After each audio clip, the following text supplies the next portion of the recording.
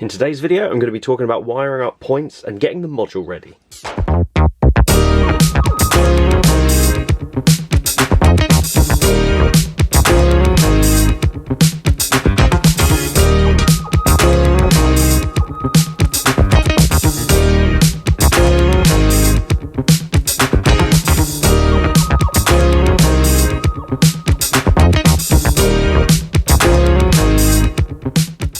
Hi everyone, welcome to another Emperor's Path video. Today I'm going to be going over wiring up the points for the layout, what I did, how it all turned out, and getting the module set up. So one of the biggest things I've always wanted with my model railway has been points that you can change without having to sort of lean over the table and flick them. Having a little control panel, being able to flick the switches is something that I've always wanted. And as an adult now, I can do that. So what I've done is I basically worked out a track plan on a piece of paper and worked out where the points would be and if I could get away with having some points with one switch to control 2 points.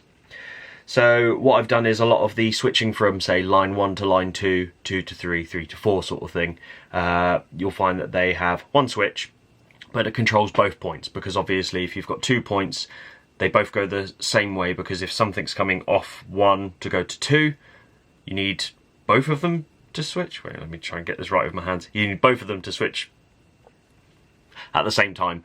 It just makes sense. So I knew I needed a CDU, so I made sure I got a CDU.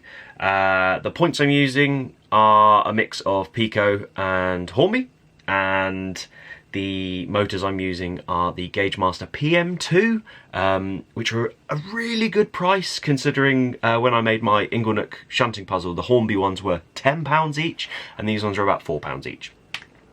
I've used a mix of wire, and one thing I am going to preface straight from the off is I should have used blue wire for the power part of it, simply because it makes me showing you a little bit more complicated because there's red wires coming out of the switches twice. But I'll cover that when I come to it. The good news is I've got all the points working on the layout that I need to, bar one. That's because I'm waiting for a surface mounted point motor to go on the old Hornby style points, not the side to side, but the looks like a little bit like a hip bone and it twists like that. And I need a particular point motor, so my local shop do have one of the guys in the local shop does have one that he's got for sale, so he's going to sort me out with that, and come payday I'll go and get it and that'll get hooked up. I spent a long time doing the points on the layout in terms of the wiring of it. I spent roughly about 2 weeks, and it did burn me out a little from doing anything to the layout, simply because I got so frustrated with it. I was spending sort of an hour or two almost every night trying to get the wiring sorted, and I could get some points to work and some to not, and I was checking the wiring. I even borrowed a multimeter from the Fratton, not the Fratton model shop, from the model shop in Fratton, which I was very grateful for, and it helped me find the problem, and I'm going to show you later in the video what caused the problem, and it's so frustrating that I missed it. So yeah, so what I'm going to do, I'll show you the current setup for it, and then throughout this video we're going to change over to the new setup. So let's go have a look. Okay, so one thing I wanted to do whilst building, doing all of the wiring and stuff for the points, was I wanted to make sure that I could see what was going on whilst I was doing it, so it would be easy to look to see if there were any breaks or anything like that. So I used this old IKEA box to get it started, and as you can see, whilst you can't see a necessary track plan on here, I've positioned the point switches roughly where they would be in reference to the layout. And you've got 1 to 11, you can see various ticks and stuff across here. So 1, 2, 3 control effectively 6 points. That's line 1 to line 2, line 2 to line 3, and line 3 to line 4. These control the sort of the sidings that are at the front of the layout just here. Then you've got the ones that are at the other end of the sidings. One that goes line 3 to line 2, line 4 to line 2, and then line 2 to line 1. Doing it this way was quite a nice experience because of the fact that I could see everything that was going on, and it meant that I understood everything a little bit more because I wasn't constantly having to lift the lid up to have a look. But yeah, so for the power for the points, I've used an old Hornby controller. Going into a Pico CDU. I would have picked a Gauge Master if I'm honest, because it was a little bit cheaper, but nowhere had it in stock when I was looking for it. So it's at this point I'm going to preface that I should have used blue and black wires instead of black and red wires or cables in this section, because it would have made showing you this a little bit easier. Basically, the black wire is the wire that goes off to each individual point motor as the power, and the red wire here is the one that goes off to the switches for each individual bit of power. The reason it gets confusing is because on the switches for the two different sides, I used red and green. My fault. Completely should have thought about that one a little bit more, but it works, and that's the main thing. But hopefully that makes it easier for you to understand it whilst watching this video. So there's no track power or anything coming from this, and when I mount it all into the box that I've got, hopefully it will look nice and happy. And what I've done is I've done a loop of the red cable all the way out the top here, and I've used I've used these little crimp clips to sort of put the feeder cables into and then crimp down. So yeah, so each individual switch has a red and a green cable coming off it on either side, and they control the left to the right part of the switches. So yeah, so I thought the easiest part of this would be doing the red power cable around the outside, because it's literally in such a small area that it's not a problem, whereas the black cable has to basically go out of this box and go both left and right up to the other ends of the layout. So it's just a lot longer process. As it turns out, actually the red was the part that completely managed to ruin my experience for this. So once I got this all wired up, first of all, I was able to get points 4, 5 and 6 working. They worked absolutely fine. And I could not get any of the other points, no matter what configuration I used, to work. Now what I did, because I knew that I wanted to make sure the points worked in their locations before me getting lots of wires and sort of sending them all down around the layout, I made a small little unit using another Hornby point controller with power. And what I did was I just basically made a little system with a switch so that I could hook them up to each point motor. Now what I did also use were these connecting clips with male and female sections, and what I tried to do throughout most of the layout was the green wire would use this really small one, the red wire would use this sort of medium-sized one, and the black wire would use this big one. And the idea was that way I couldn't hook up the wrong cable to the wrong cable, even if for some reason I wasn't able to differentiate between the colours under the table. That was handy as well, because what I basically did is all the cables you see coming out of here basically go just inside the layout here, and over the space of various lengths they have a connector on the end, and that meant that I was able to hook up the switches downstairs in my office and do any soldering I needed to down there, and all of the cables that go basically from just outside of here up to each individual point motor. And just like you've got on this panel here, they're all numbered as well. And I'll eventually get round to getting proper numbers on them rather than just bits of masking tape with a number on it. But it worked for what I needed it to. So the big problem was I had power going to these three and they all worked. And I checked all my soldering and everything and connections, and I couldn't see what was wrong. And then by chance, when I was doing the black power cable going to each point motor, I noticed that when the spade, look,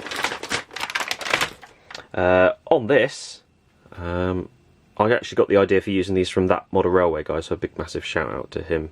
So this little spade, you basically have, this side has your through cable, so you can basically just pop it onto the cable wherever you need to. So on the black cable, for example, I did from one end to one end, and was able to just pop this on where needed, and then put the feeder cable coming off the point motor into here, clamp down with a pair of pliers, and then flip this over. Now if I just show you, so that's it, clamp down, and then when you flip this over, it covers that side up nicely.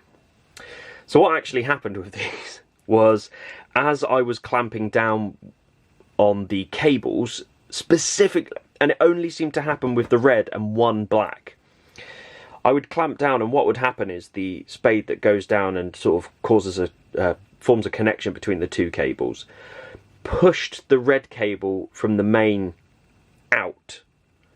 And the only one of these red connectors that are in this box that it didn't do that on was this one, which coincidentally is the one that led 4, 5 and 6 all to the same connector.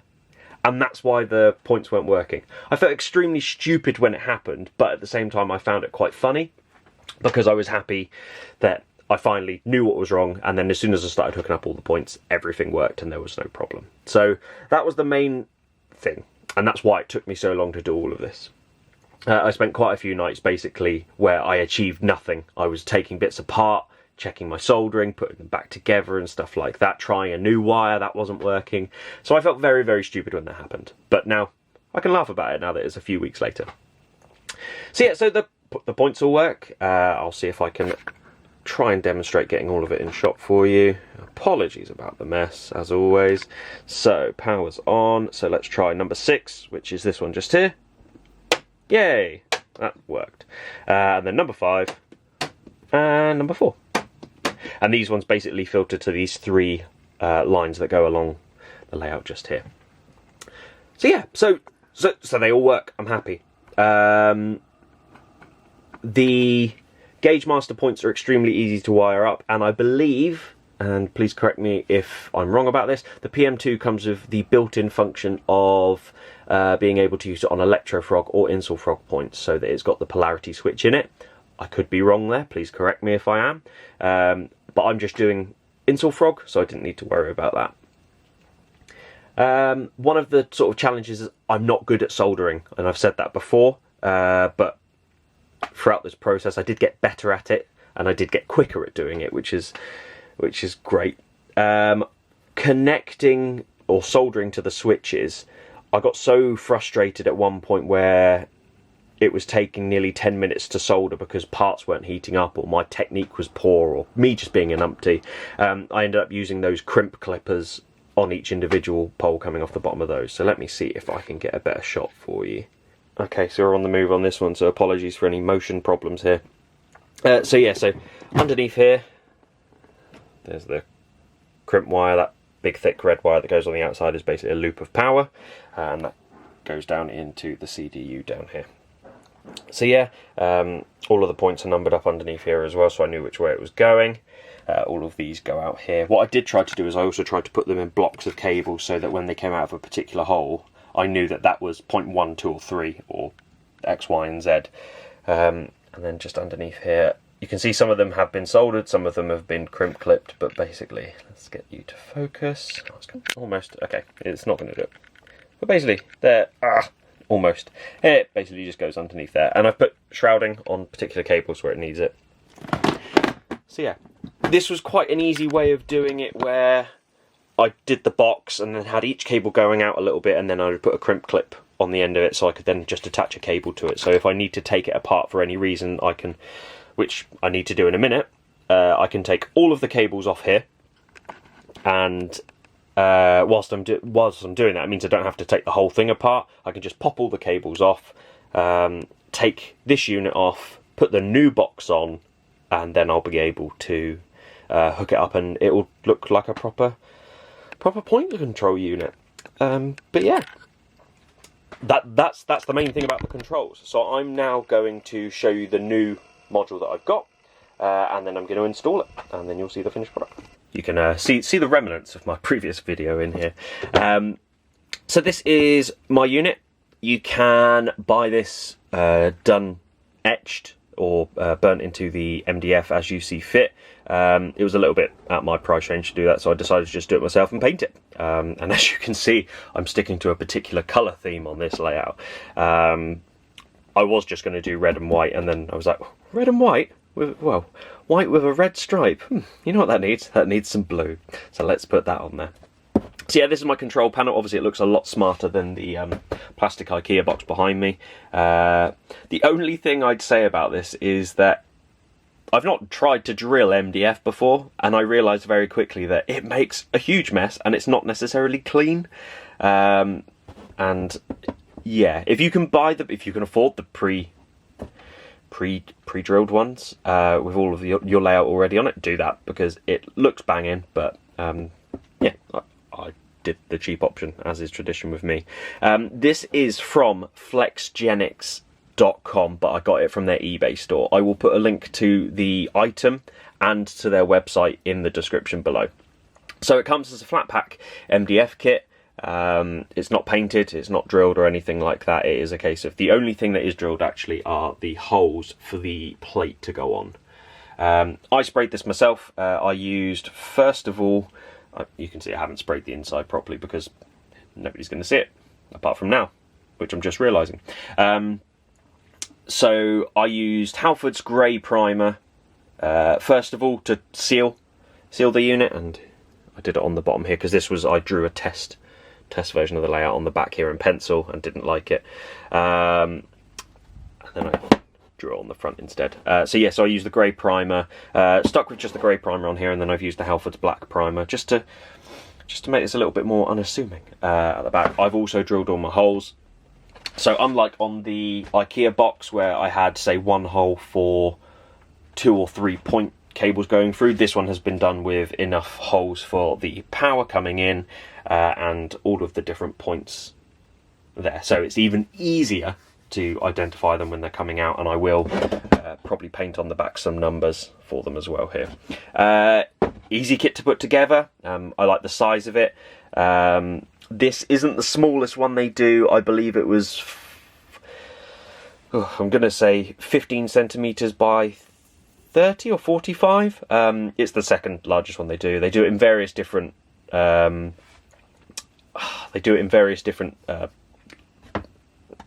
not products. Basically you can do it MDF, plywood, or I think there were some plastic options as well out there.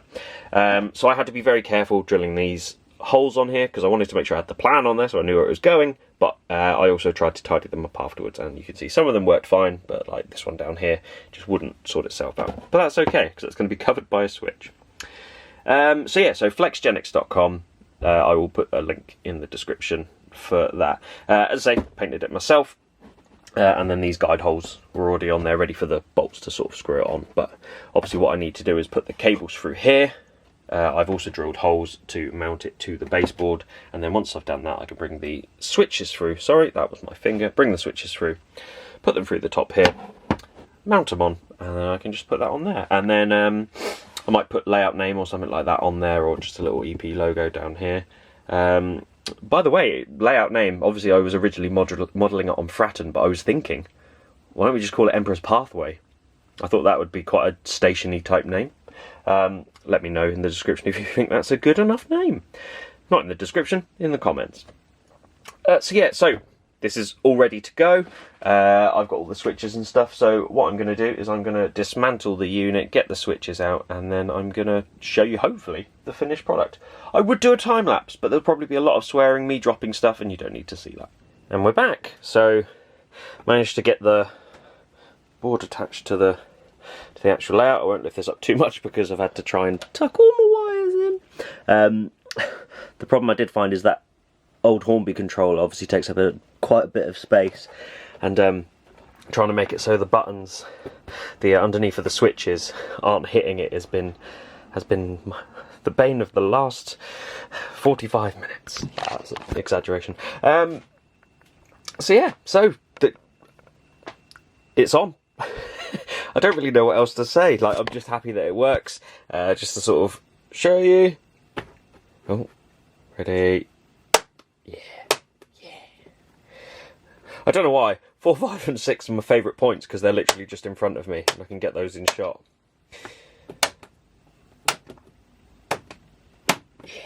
Yeah.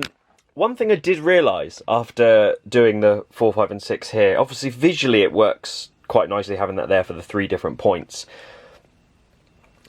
I probably could have done 5 and 6, or even if I really wanted to, I could probably have done all 3 of them on one. No, that wouldn't have worked. But I could have probably done 5 and 6 on the same switch, because much like the other tracks, you're not going to have something going down here that's not going up to here, and vice versa. So I probably could have done that singly, but looks cool. I'm happy with it. The switches weren't exactly the expensive part of it. I would have still had to buy the motors, so it's not like I've saved thousands of pounds doing it. In the meantime, whilst I was hooking this all up, I just had my class 117 running around. I'm really liking this loco at the moment. I'm just very proud of myself. I've done such a good job on it.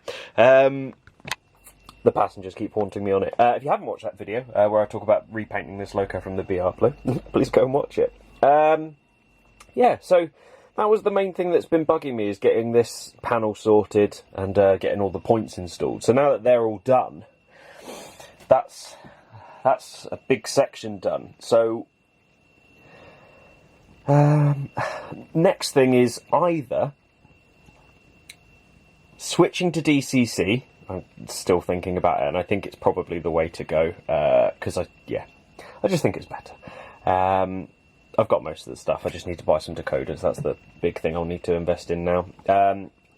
Is sort out DCC, put in dropper wires and stuff like that, and installing the platforms here, and here. So platform 1, 2, 3, 4. And getting the shuttle system sorted for this, because at the moment it's just a piece of track that runs off and goes down the end. Sorry, it's a bit of a mess because I've been digging stuff out because I've been playing a bit of Necromunda in the last couple of weeks as well.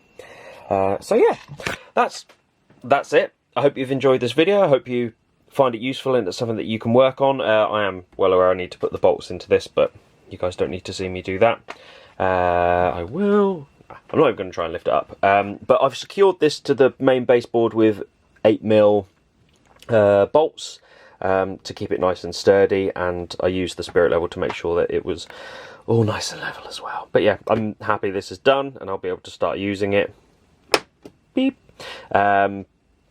Also, with hooking this up, it's extremely easy to do, but it's word of caution to anyone who is looking to do it. Obviously, when you may not care, but when you pull the switches a particular way, a point will go a particular way. And I've done it so that pulling it down pulls the point down, and like that. On these ones, because it opens them to a particular degree, what I've done is putting it upwards opens for a straight through line. Pulling it down is to switch track, so going from 1 to 2 or 2 to 1, and likewise going from 2 to 3. That was the way I wanted to do it. I could have done it left to right, but yeah, doesn't matter. And then yeah, all of them work. And then number 7, nothing hooked up to it yet, but I'll get that sorted soon. It's not a massive issue at the moment. I've got enough sidings that I can put stuff into, but yeah, so sorting out platforms is my next thing. Want to get some boards to sort of start mounting a back scene on. The list, every time you sit down and think about what's next, you end up sitting there going, oh, my bank account. But I think getting the platforms in will visually look really nice as well, and getting the shuttle system sorted will be nice as well, because it's once again another layer of backwards and forwards that I can have running on the layout that I don't need to do anything to. So yeah, Bubble Car is going to be running on that. I might put other trains on it at other points, but yeah, for the moment I think Bubble Car's suited to that very nicely. So yeah, thank you guys for watching. Please leave any comments down below if you have any questions about the layout, or if there's anything that you want to see. As specified previously, if anybody has any particular requests on what the layout is lacking, or something that you want to see me do next, please leave it in a comment down below. Thank you so much for watching, and I'll see you guys soon.